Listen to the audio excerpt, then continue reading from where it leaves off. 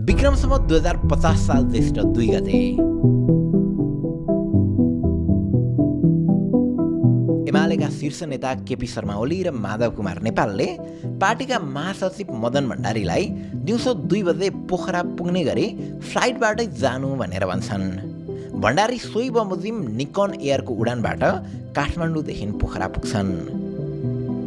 खासमा भारतीय जासुस संस्था रको मास्टर प्लानद्वारा मदन भण्डारीलाई मार्ने योजना बनाइएको कुरा नर्थ कोरियाका जासुसहरूले थाहा पाइसकेका थिए र भण्डारीलाई होस गर्नु भनेर पनि भनिसकेका थिए। त्यसै कारणले ओली र नेपालले रको नयाँ योजना अनुरूप चाँडोभन्दा चाँडो काम सक्नै पर्ने भएको थियो। थप ढिलो गर्ने मिल्दैन थियो। अब यता पोखरामा चाहिँ अघिल्लो दिन नै संगठन विभागका प्रमुख जीवराज आश्रित अनि केन्द्रीय कमिटी मेम्बर बचस्पति देवकोटा र केशवलाल श्रेष्ठलाई बोकेर ड्राइभर तथा तनहुँ जिल्ला सम्पर्क समितिका सचिव अमर लामा बा अच 8793 नम्बरको पजेरोमा पृथ्वी राजमार्ग हुँदै पोखरा पुगिसकेका हुन्छन्। उनीहरू सबैजनाको बस्ने व्यवस्था पोखराका सांसद हरि पाण्डेको घरमा मिलाइएको थियो। भोलिपल्ट अर्थात् ज्येष्ठ 3 गते पोखराको दिपेन्द्र सभागृहमा कास्की जिल्ला सम्मेलन थियो। उक्त कार्यक्रम दिउँसो छिटै सकिन्छ अनि भण्डारी र आश्रित योजना बमोजिम नै अब चितवनतर्फ जाने तर्खर गर्न थाल्छन्। त्यही बेला दिउँसोको 2:40 अमर लामाले रसँग संलग्न व्यक्ति अरविन्द देवलाई कति बजे पोखराबाट हिँड्ने अनि गाडीमा को हुन्छन् लगायतका कुराहरू जानकारी गराउँछन्। यता रद्वारा खटिएका इन्डियन जासुसहरूले पनि अमर लामालाई एसएनटी अर्थात् बालुवाको थुप्रोको कोडनेम र सुती जस्ता कोडनेमहरूको प्रयोग गरेर त्रिशुली नदीको पानीको गहिराईदेखि अन्य सबै कुराहरूको बन्दोबस्त भएको खबर दिन्छन्। त्यस्तै दासढुङ्गामा बस्ने माया श्रेष्ठ, पार्वती गुरुङ र रत्नलाल श्रेष्ठ लगायत 5-6 जनालाई सबै कुरा सिकाएर 3 लाखको दरले पैसा पनि दिइसकिएको हुन्छ। यता पोखराबाट हिँड्नुभन्दा अगाडि गाडीमा पार्टीको झन्डा राखिन्छ। माधव कुमार नेपालले मदन भण्डारी चढेको गाडी चिनाउनका निम्ति बचस्पति देवकोटालाई झन्डा राख्न लगाएका थिए। भण्डारी चढ्ने गाडीमा त्यसअगाडि कहिल्यै पनि झन्डा राखिएको थिएन। करिब 3 बजे गाडी पोखराबाट चितवनतर्फ लाग्छ। गाडी अमर लामाले चलाउँछन्। फ्रन्ट सिटमा मदन भण्डारी बस्छन् अनि पछाडिको सिटमा चाहिँ जीवराज आश्रित र एमाले नेता ऋषि कटेल बस्छन्। गाडी पोखराबाट हिँडे पछाडि ब्लू सर्ट लगाएका पारस प्रधान नाम गरेका व्यक्तिले उक्त गाडीलाई मोटरसाइकलमा पिसा गर्न थाल्छन्।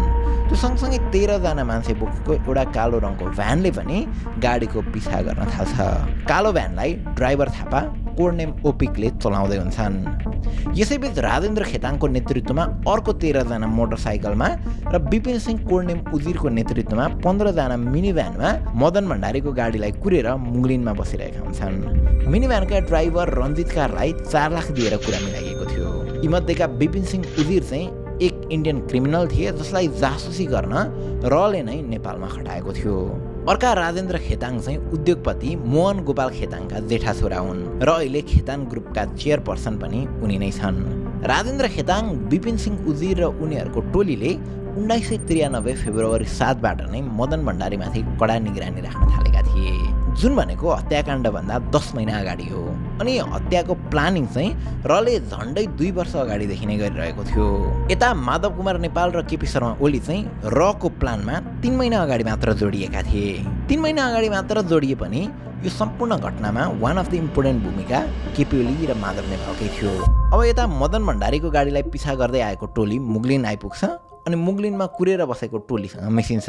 त्यसपछि त्यो समूह सिमतालदेखि लगभग 2-3 किलोमिटर तल योजना अनुरूप तोकिएको ठाउँतिर लाग्छ। हाइवेमा त्यस समय गाडीको आवत जावतलाई नेपाल सरकारले नै बन्द गराएको थियो। त्यही भएर हाइवेमा अन्य कुनै गाडी गुडेकै थिएनन्। अब 5:20 उक्त पजेरो त्यो समूह भएको ठाउँमा आइपुग्छ। उक्त समूहले गाडीलाई बाटोमै रोक्छन् अनि गाडीभित्र छिरेर मदन भण्डारी र जीवराज आश्रित दुवैलाई प्युसिक एसिड र कोड नेम क्लोम सुगाउन प्रयत्न गर्छन्। जीवराजलाई डन्डाले पिटेर तल लगाउँछन् अनि एसिड र क्लोम सुगाउँछन्, तर मदन भण्डारी भने सबैसँग जुझ्न खोज्छन्। त्यसै बेला राजेन्द्र खेताङ र उनका काकाका छोरा प्रेम सिंह खेताङले भण्डारीलाई 4-5 डन्डा लगाउँछन् अनि आँखामा चक्कु रोपेर गम्भीर घाइते बनाउँछन्। यति हुँदा पनि भण्डारी अझै जीवित नै थिए। उक्त घटना हाइवेमै भइरहेको थियो।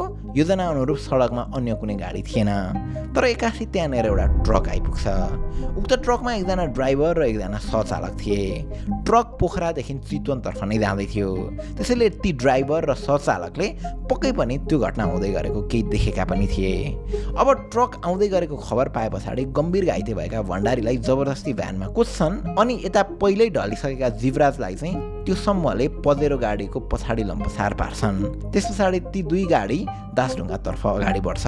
पजेरोको सिटमा लम्पसार परेका जीवराजलाई अमर लामाले दासढुङ्गासम्म पुर्याउँछन्। आफू गाडीबाट हाम फाल्छन् अनि गाडीलाई बिस्तारै नदीमा खसालिदिन्छन्।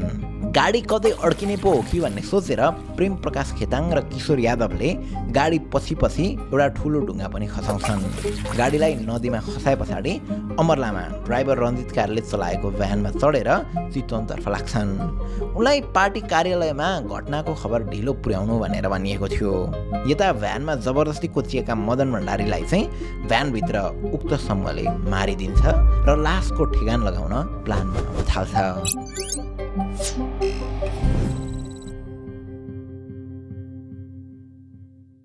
अब भर्खरै तपाईँले सुन्नुभएको घटना हामीले आफै रचेर सुनाएका होइनौँ। यो सबै विवरण 2054 सालको जनादेश साप्ताहिक पत्रिका र 2056 सालको नयाँ निष्कर्ष मासिक पत्रिकामा छापिएको कुरा हो। अब यी पत्रिकाहरूको कन्टेन्टमा के छ त, हत्याकाण्डबारे के लेखिएको छ त, त्यसमा जानुभन्दा पहिला यदि तपाईँ नेपालमै बसेर युएस डिग्री हासिल गर्न चाहनुहुन्छ भने एमआइटी यानि कि मोडल इन्स्टिट्युट अफ टेक्नोलोजी तपाईँको लागि राम्रो विकल्प हुन सक्छ। एमआइटीले अमेरिकाको इन्टरनेसनल अमेरिकन युनिभर्सिटी आइएयूसँगको सहकार्यमा नेपालकै बागबजारबाट अमेरिकन डिग्री लिन मिल्ने वातावरण क्रिएट गरेको छ। यसरी केही हदसम्म एमआइटीले ब्रेनको समस्यालाई पनि रोक्ने कोसिस गरेको छ। कलेजको एम्बियन्स, इन्फ्रास्ट्रक्चर र यहाँको फ्याकल्टीको कारण छोटो समयमै एमआइटी धेरैको रोजाइमा पर्न सफल भएको छ। अब अहिले एमआइटीमा एमबिए, बिबिए र बिआइटीको लागि भर्ना खुलिसकेको छ। फरेन डिग्रीहरूको बारेमा अझै मजाले बुझेर डिसिजन बनाउन मन छ भने आई वुड रेकमेन्ड यो एउटा पोडकास्टको लिङ्क र एमआइटीको बारे अझै डिटेल्स डिस्क्रिप्सनमा छ, पक्कै पनि चेकआउट गर्नुहोला। Okay, let's get back to the video. सुरुमा जनादेश पत्रिकामा टिएन प्रधान र रमेश प्रधानको नामबाट विक्रमसम्म 2054 साल मङ्सिर 17 देखि माघ 7 को बीचमा 7 वटा लेखहरू प्रकाशित भएका थिए। ती लेखहरू सँगसँगै जनादेश पत्रिकालाई प्रमाण स्वरूप उनीहरूले केही विवरणहरू पनि पेश गरेका थिए। त्यस्तै यता विक्रमसम्म 2056 सालमा नयाँ निष्कर्ष भन्ने अर्को मासिक पत्रिकाको ज्येष्ठ अङ्कमा पनि टिएन प्रधानको आर्टिकल छापिएको थियो। अब यसरी दासढुङ्गा हत्याकाण्डबारे सबै थाहा भएर लेख्ने व्यक्ति टिएन प्रधान र रमेश प्रधानहरू चाहिँ को थिए त?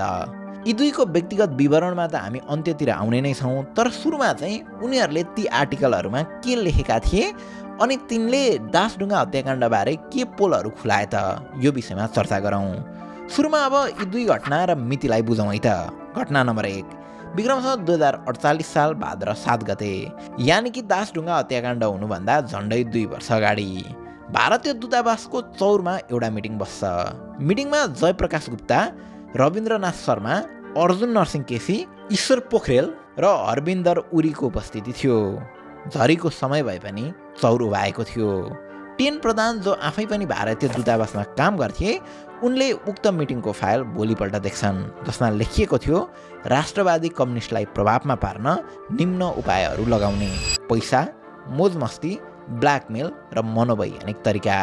घटना नम्बर 2, विक्रमसम्म 2050 साल ज्येष्ठ 2 गते, अर्थात् दासढुङ्गा हत्याकाण्ड हुनुभन्दा एक दिन अगाडिको इन्डियाको जासुस संस्था रको रिपोर्टमा एमाले नेता मदन भण्डारी फ्लाइटबाट पोखरा जाँदैछ। उसको टिडिएसको सबै बन्दोबस्त मिलान भइसकेको छ। कबुतरको पिछा गर्ने बन्दोबस्त पनि मिलाइसकिएको छ। अरू कुराहरू देव ओइरीबाट आउँछ भनेर लेखिएको थियो। यहाँ कबुतर भनेर मदन भण्डारीलाई नै भनिएको हो। भण्डारीको मृत्यु हुनुभन्दा अगाडि उनको नाम लिनुपर्दा रले कसैले नचिनोस् भनेर कबुतर भनेर भन्ने गर्थ्यो। अनि टिडिएस भनेको चाहिँ समाप्त पार्ने या मार्ने भन्न खोजिएको हो। यो शब्दलाई सन् 1970 मार्चबाट भारतमा प्रयोग गर्न थालिएको थियो। अब रको रिपोर्टमा इन्ट्री भएका यी दुई घटनाको बीचको यानि कि झन्डै 2 वर्षको बीचमा आखिर त्यस्तो के भयो जसले दासढुङ्गा हत्याकाण्डलाई मृत रूप दियो त? अथवा अर्को भाषामा भन्ने हो भने मदन भण्डारी र जीवराज आश्रितलाई मार्नै पर्ने के आइपर्यो र कसरी मारियो त। टिएन प्रधान र रमेश प्रधानको लेख अनुसार कुरा विक्रमसम्म 2048 सालदेखि सुरु हुन्छ, जब तत्कालीन प्रधानमन्त्री गिरिजाप्रसाद कोइरालाले इन्डियासँग टनकपुर सन्धि गर्छन्। अब टनकपुर र महाकाली सन्धिबारे त हामीले यसअगाडि भिडियो बनाइसकेकै छौँ, पक्कै पनि हेर्नुभएकै होला। खासमा टनकपुर सन्धि नेपालको स्वाधीनता र संविधान विपरीत थियो। सोही कारणले गर्दा नेपालका प्राय सबै वामपन्थीहरू एकजुट भएर उक्त कदमको विरोध गर्छन्। सडकदेखि सदनसम्मै कुराहरू उठ्छ। अब यसरी विरोध गर्नेहरूमध्ये सबैभन्दा चर्को र प्रभावशाली व्यक्ति थिए मदन भण्डारी। त्यो बेला वामपन्थीहरूमध्ये एमाले सबैभन्दा ठुलो पार्टी थियो अनि मदन भण्डारी उदाउँदो शक्तिको रूपमा स्थापित नेता थिए। त्यसैले सुरुमा मदन भण्डारीले विरोध गरेको देखेर इन्डियाले मदन भण्डारीलाई नै प्रभावमा पार्न खोज्छ, निरन्तर दबाब पनि दिन्छ। तर भण्डारी केही गरी पनि इन्डिया सामु झुक्नेवाला थिएनन्। त्यस पछाडि भण्डारीलाई पैसाले प्रभावित पार्न खोजिन्छ, जसअनुरूप इन्डियाले नेपालमा राजेन्द्र गुप्ता नाम गरेको एक व्यापारीलाई खटाउँछ। राजेन्द्र गुप्ता रको एजेन्ट साथसाथै 9 वटा विभिन्न देशहरूमा व्यापार गर्ने व्यापारी थिए। तर मदन भण्डारीलाई राजेन्द्र गुप्ता अथवा पैसा केहीले पनि रिजाउन सक्दैनन्। अब मदन भण्डारीलाई प्रभावमा पार्न नसके पछाडि इन्डियाले कम्युनिस्टभित्रकै अर्को व्यक्ति खोज्छ र ती व्यक्ति थिए माधव कुमार नेपाल। माधव कुमार नेपाल रले सोचेभन्दा सजिलै प्रभावित हुन्छन्। उनी पैसाको प्रभावमा सजिलै पर्छन् र 1992 एडी मे 1बाट उनी रको विश्वासपात्र अर्थात् फोकल पर्सन भन्न पुग्छन्। अब माधव कुमार नेपाललाई आफ्नो कन्ट्रोलमा लिए पछाडि इन्डियाले उनलाई एमालेको बलियो नेता बनाउन पहल सुरु गर्छ। जसरी भए पनि मदन भण्डारी भन्दा पनि शक्तिशाली नेता माधव नेपाललाई बनाउनु पर्छ भन्ने दाउ इन्डियाको हुन्छ। नभन्दै त्यो दिन पनि आउँछ, मनमोहन अधिकारीको सरकारमा माधव नेपाल उपप्रधानमन्त्री बन्छन्। अब इन्डियाले उनलाई प्रयोग गरेर उनको भारत भ्रमणको क्रममा टनकपुर र पञ्चेश्वर सहितको प्याकेजमा उनलाई राजी गराउँछ। तर अगेन उनको यो कदमको विरोध फेरि पार्टीभित्रैबाट हुन्छ र सबैभन्दा बढी विरोध गर्ने व्यक्ति तिनै मदन भण्डारी थिए। यसरी मदन भण्डारी इन्डियाको लागि पूर्ण एकचोटि तगार बन्छन्। इन्डियाले नेपालमा जुन प्रकारको दबदबा कायम गर्न चाहन्थ्यो, जस्तो पोलिटिकल खेल खेल्न चाहन्थ्यो, भण्डारी हुन्जेल त्यो सबै असम्भव जस्तै थियो। त्यसैले इन्डियाले एमाले भित्रकै अन्य नेताहरूलाई माधव कुमार नेपाल जसरी नै प्रभावित पार्न खोजिरहन्छ।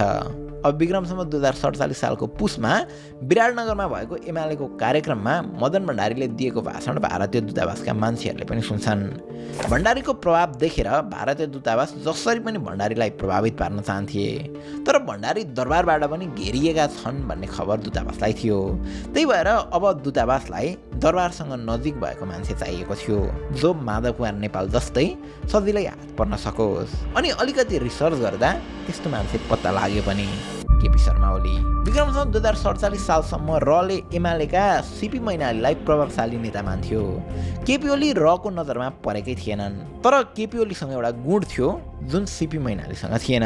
ओली त्यति बेला दरबारिया थिए, अर्थात् राजासँग नजिक मानिन्थे। विक्रमसम्म 2045 साल मङ्सिर 27 गते केपी ओली राजासँग भेट गर्न जाँदाखेरिको पत्रबाट उक्त कुरा प्रष्ट भएको थियो। त्यसैले अब 2048 सालको आम चुनावपछि रले केपी ओलीलाई एप्रोच गर्छ र उनी पनि सोचेभन्दा सजिलै प्रभावित हुन्छन्। अब 1993 जनवरी 21 कोडनेम SI 2779 को सञ्जीव नामको रिपोर्टमा लेखिएको छ, नेपालजीद्वारा यानि कि माधव नेपालद्वारा भण्डारीको रेखदेख गर्न मान्छेहरू लगाइएको छ। भण्डारीका ड्राइभर अमर लामा र पार्टीभित्रकै मान्छेहरूलाई हामीले यानि कि रले आफ्नो प्रभावमा पारी काम फत्ते गर्ने प्रयास भएको छ। मदन भण्डारीलाई समेत झुकाएर नेपालजीले टनकपुर विषय उठाउनु भएको कुरा खुलिहाल्यो भने हाम्रो बाटो बन्द हुन्छ। त्यसैले तुरुन्तै भण्डारी र आश्रितलाई कुनै अवस्थामा समाप्त पार्नै पर्ने देखिन्छ भन्नेमा यहाँ धेरैको सहमति छ। रले यसरी माधव कुमार नेपाललाई प्रयोग गरेको कुरा रिपोर्टमै खुलाएको थियो। त्यस्तै स्पेशल इन्भेस्टिगेसन पावर विभागका सौबल कोडनेम SI 18276 को फेब्रुअरी 12, 1993 को रिपोर्ट अनुसार भण्डारीको TDS को लागि नेपालजी, ओलीजी, वंशीधर मिश्रजी र भीमश्रेष्ठजी सहमत हुनुहुन्छ अनि मदन भण्डारीको समय नेपालजी र ओलीजीबाट थाहा हुन्छ भनेर पनि लेखिएको थियो। त्यस्तै एमाले पार्टीभित्रका नेताहरूलाई आफ्नो बनाउन इन्डियाले भारतीय दूतावास मार्फत पोलिटिकल डोनेसनको नाममा एमाले पार्टीलाई 2000 मिलियन रुपियाँ रकम दिएको कुरा यो पत्रमा देख्न सकिन्छ। 2000 मिलियन यानि कि 2 अर्ब रुपियाँ। इन्फ्लेसनलाई कन्सिडर गर्ने हो भने त्यति बेलाको त्यो रकम आजको दिनमा 16-17 अर्ब जति हुन जान्छ। जे होस्, पत्रको क्याप्सनमा लेखिएको छ, भारतीय दूतावास मार्फत एमालेका नेताहरूले पैसा प्राप्त गरिसके पछाडि सो सूचनालाई बोधार्थ मार्फत विभिन्न विभाग र साउथ ब्लकको कार्यालयसम्म जानकारी दिएको एक पत्र। त्यस्तै पैसाकै कुरा गर्दा रमेश प्रधानले लेखेको यो आर्टिकल यो मेरो सानो भनाइ जनादेश 2054 साल माघ 7 मा उल्लेख भए अनुसार यसका लागि अर्थात् मदन जीवराजको हत्याका लागि भारतले 6 लाख रुपियाँ नेपालको एक गैर सरकारी संस्थालाई विभिन्न नेतालाई प्रभावित गर्न दिएको कुरा एसडी त्रिपाठीको रिपोर्टमा उल्लेख छ। त्यस्तै पी नेपाल अर्थात् माधव कुमार नेपाललाई प्रभाव पार्न र घर बनाउन पनि सहयोग गर्नु परेको भनेर उल्लेख भएको छ। त्यस्तै गरी हत्या प्रसङ्गको लागि भनेर $2 लाख अगाडि र $2,500,000 हत्या पछाडि प्याकुरेलले बुझेको कुरा पनि उल्लेख छ। अब त्यति बेला यसरी दासढुङ्गा हत्याकाण्ड सम्बन्धी एकदमै गोप्य रिपोर्टहरू एकपछि अर्को गर्दै जनादेश पत्रिकामा आए पछाडि देशैभरि ठुलो तल्का मचिन्छ। एकपछि अर्को आर्टिकलमा केपी ओली, माधव नेपाल जस्ता एमालेका नेताहरू नै मदन जीवराजको हत्यामा संलग्न देखिएपछि एमाले झन् बदनाम हुँदै जान्छ र बिस्तारै यिनै आर्टिकलको प्रभावले धेरैले एमाले पार्टी परित्याग्ने गर्छन्। एमाले आफूलाई डिफेन्ड गर्दै विज्ञप्ति निकाल्छ। पार्टी र सम्बन्धित नेताहरूलाई बदनाम गर्ने नियत हो भन्दै बचस्पति देवकोटाले विक्रमसम्म 2054 साल मङ्सिर 24 गते यसरी प्रेस विज्ञप्ति निकाल्छन्। यस्तो हुँदै जाँदा एउटा पोइन्टमा पुगेपछि एमाले पनि टिएन प्रधान र रमेश प्रधानलाई लुकेर लेख्नुको साटो प्रमाणसहित खुल्ला मैदानमा आउन चुनौती दिन्छ। अनि बिस्तारै जनताहरूमा पनि को हुन् त टिएन प्रधान र रमेश प्रधान, अनि उनीहरूले लेखेको कुरा साँच्चीकै सत्य हो त भन्ने प्रश्न उत्पन्न हुन्छ। यो पोइन्टसम्ममा पत्रिकामा उनीहरूको नामसँग ठेगाना मात्र आउने गर्थ्यो। टिएन प्रधान दार्जिलिङ भारत अनि रमेश प्रधान इलाम। जनताहरूले अब उनीहरूको परिचय खोजिरहेका थिए, उनीहरूको अथेन्टिसिटीमाथि नै प्रश्न उठाइरहेका थिए र यसको उत्तर उनीहरूले दिन्छन् पनि, आफ्नो परिचय खुलाउँछन् पनि। तर उनीहरूको परिचयमा जानुभन्दा पहिला भिडियोको सुरुमा हामीले दासढुङ्गा हत्याकाण्ड हुँदै गर्दा एउटा ट्रकको कुरा गरेका थियौँ, जुन घटना घट्दै गर्दा पछि पछि आउँदै थियो। यो ट्रकसँग सम्बन्धित कुरा चाहिँ नयाँ निष्कर्ष पत्रिकामा छापिएको थियो। घटनास्थलमा पछि पछि ट्रक आउने कुरा रको योजनाभन्दा बाहिरको कुरा थियो। हाइवे नै पुरै ब्लक गरिएको अवस्थामा कसैले पनि ट्रक आउला भन्ने सोचेकै थिएन। तर ना अ ख 620 नम्बर प्लेट भएको एउटा ट्रक पजेरोको पछि पछि आउँछ। ट्रक आउँदैछ भन्ने खबर पाए पछाडि सबैजना हत्त नपत्त फेरि गाडीभित्रै छिर्छन्। जीवराज आश्रित अमर लामाले चलाएको पजेरोको पछाडि लम्पसार थिए। ट्रक अघि अघि हिँडेको पजेरोलाई अब योजना बमोजिम दासढुङ्गाबाट खसाल्नुपर्ने थियो। दासढुङ्गा आइपुग्नै लागेको थियो। 81 अमर लामाले गाडीको गियर घटाउँछन् र 1 गियरमा झार्छन्। अगाडिको गाडीले 81 गियर डाउन गरेर 1 मा पुर्याएको देखेर ट्रक चालक छक्क पर्छन्। अनि त्यतिकैमा अमर लामा गाडीबाट फुत्त नदीको डिलमा रहेको भुसको थुप्रोमाथि आम फाल्छन्। अनि यता गाडी चाहिँ बिस्तारै गुडेर नदीमा खस्छ। गाडी नदीमा खसेको देखेर पछाडि पछाडि आइरहेको ट्रक ड्राइभर निकै डराउँछन् र चाँडो चाँडो नारायणघाटतर्फ लाग्छन्। नारायणघाट पुगे पछाडि सहचालकलाई ड्राइभरले घर जानु भनेर भन्छन् र आफू पनि फरार हुन्छन्। ती सहचालकको नाम थियो सुन्दर लामा। उनी मोरङ जिल्ला लेटाङ गाविस वार्ड नम्बर 6 का बुबा हस्तबहादुर लामा र आमा गङ्गामाया लामाको एकमात्र छोरा थिए। घटना घटेको पर्सिपल्ट ज्येष्ठ 5 गते सुन्दर आफ्नो घर मोरङ पुग्छन् र आफूले देखेको घटना अरूलाई सुनाउन थाल्छन्। तर उनको कुरालाई त्यो बेला कसैले वास्ता गर्दैन। एकैचोटि विक्रमसम्म 2052 साल श्रावण 21 गते यानि कि दासढुङ्गा हत्याकाण्ड भएको 2 वर्ष पछाडि सुन्दर लामाको खोजी गर्दै केही व्यक्तिहरू उनको घरमा आइपुग्छन्। खोजी गर्ने व्यक्तिहरूमध्ये एक थिए एमालेका लेटाङ गाउँ कमिटी सचिव भूपेन्द्र लावती। भूपेन्द्र लावती र अन्य स्थानीय एमालेकै कार्यकर्ताहरूले तत्कालीन गृहमन्त्री केपी ओलीको आदेशमा सुन्दरलाई काठमाडौँ लिएर जान्छन्। काठमाडौँ जाँदा सुन्दरसँग उनकी आमा पनि सँगै जान्छन्। काठमाडौँमा आमा छोरालाई होटलमा राखिन्छ अनि सरकारी गाडी चढाएर काठमाडौँ वरिपरि घुमाइन्छ। त्यसबेला केपी ओलीको आयोगले सुन्दर लामा र ट्रकका ड्राइभरसँग पनि बयान लिन्छन्, तर उक्त बयान कहिल्यै पनि सार्वजनिक हुँदैन। अब 15-20 दिनको घुमघाम पछि चाहिँ सुन्दर लामालाई केपी ओलीकै पहलमा विदेश यानि कि अरब पठाइन्छ। छोरालाई विदेश उडाए पछाडि आमा घर फर्किन्छन्। विदेश गएको 2 वर्ष 2 महिना पछाडि केही अज्ञात व्यक्तिहरूले सुन्दर लामाको बुबा र आमालाई केही पैसा घरमा आएर दिन खोज्छन्। चिन्तित भएर बसेकी सुन्दरकी आमा गङ्गामायाले पैसा दिन आएका ती व्यक्तिहरूलाई मेरो छोरो पनि देऊ, नत्र पैसा लिन्न तिमीहरूलाई पुलिस लगाएर पक्राउँछु भनेर भन्छन्। त्यसको केही दिन पछाडि सुन्दर लामा आफ्नो घर फर्कन्छन्। अब केही दिनको घरको बसाइ पछाडि सुन्दरलाई फेरि 5 वर्षको भिजा मिल्यो, तुरन्तै काठमाडौँ आउनु पर्यो भन्ने खबर आउँछ र फेरि उनी काठमाडौँ जान्छन्। तर यो पटक यसरी काठमाडौँ लागेका सुन्दर कहिल्यै घर फर्कँदैनन्। सुन्दरबाट न त परिवारलाई त्यस पछाडि कुनै चिठी आयो न त कुनै पैसा नै। उनी एक्कासी गायब हुन्छन्। अब सुन्दर लामाको यो कथा पछाडि अलिकति विद्यादेवी भण्डारीकै कुरा गरौँ। टिएन प्रधानले आफ्नो एउटा आर्टिकलमा यो पत्र छपाएका थिए। विक्रमसम्म 2050 साल 2 महिना 9 गते लेखिएको उक्त पत्रको मिति दासढुङ्गा हत्याकाण्ड भएको 6 दिन पछाडिको हो। पत्रको क्याप्सनमा लेखिएको छ, विद्या भण्डारीलाई राजेन्द्र खेताङले पैसा दिएको प्रमाण। पत्र अलि अस्पष्ट नै भए पनि मजाले हेर्ने हो भने केही कुराहरू अझै पनि पढ्न सकिन्छ। अति सम्माननीय नेताज्यू, जय माताले सधैँ भल चिताउन्। हजुर बिजी भएको नाताले फोनमा सानो कुरा मात्रै भयो, त्यसमा ठिक पनि हुँदैन। ईश्वरजी कमरेडले 10 पेटी लग्नुभयो, अर्को ठुलो पेटी हजुर आफै आइसियोस्, नत्र कोहीलाई खामबन्दी गरी म अर्को महिनाको पहिलो दिन नभए अर्को दिन त्यहाँ पठाइदिन्छु। जय माताले सधैँ भलो गरून्।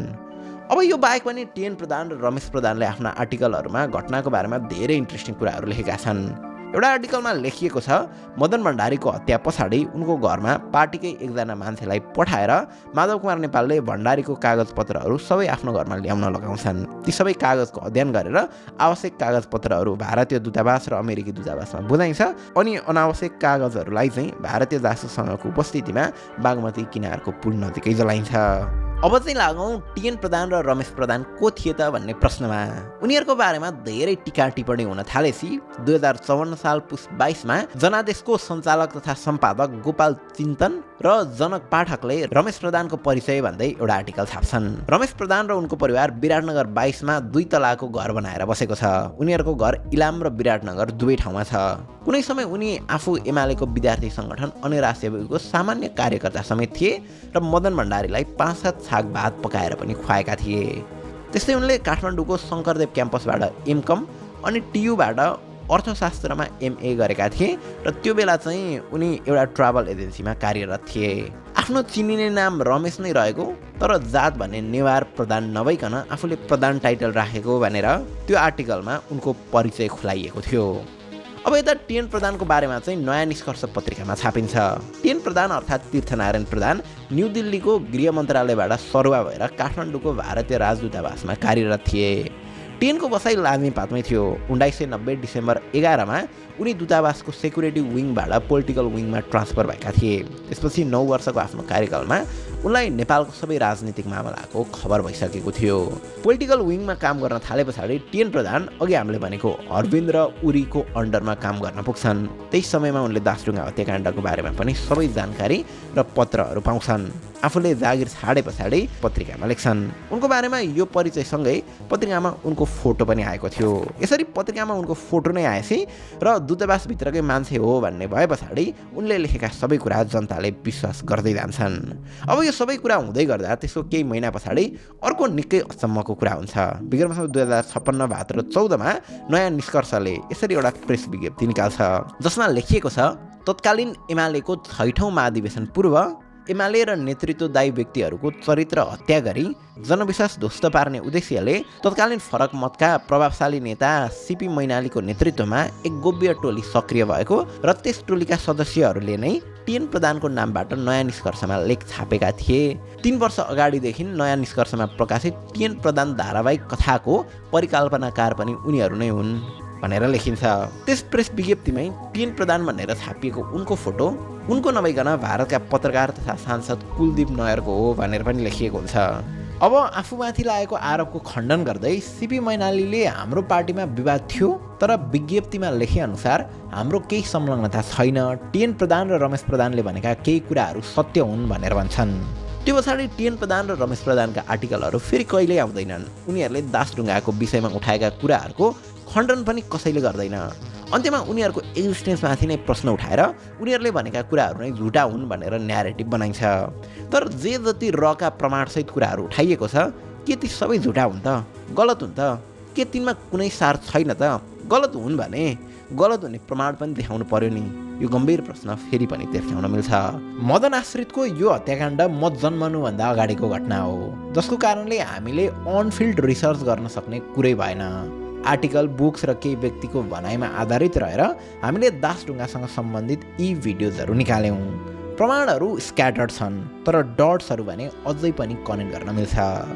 माथि नाम आएका केही व्यक्तिहरू अझै जीवित नै रहेकाले सरकारले चाहने हो भने अझै पनि अनुसन्धान र खोज गर्न मिल्ने ठाउँहरू छन्। अब यो सबै घटना रिसर्च गरेर यी भिडियोजहरू बनाएपछि हामीलाई के लाग्छ त? टिएन प्रधान र रमेश प्रधानले लेखेका कुराहरू झुट हुन् भन्नलाई किन झुट हुन् भन्ने प्रमाणहरू देखाउन आवश्यक छ र त्यो प्रमाण कसैले पनि नदेखाएका कारणले शङ्का गर्न सक्ने ठाउँ त टन्नै छ। र अर्को कुरा, सतीले सरापेको हाम्रो देशमा राम्रा मान्छेहरूको सबैले यसरी खुट्टा तान्छन् नै। बाँकी त सत्य लुकाएर लुक्दैन, पाप धुरीबाट कराउँछ नै। हस्त, थ्याङ्क यू फर वाचिङ।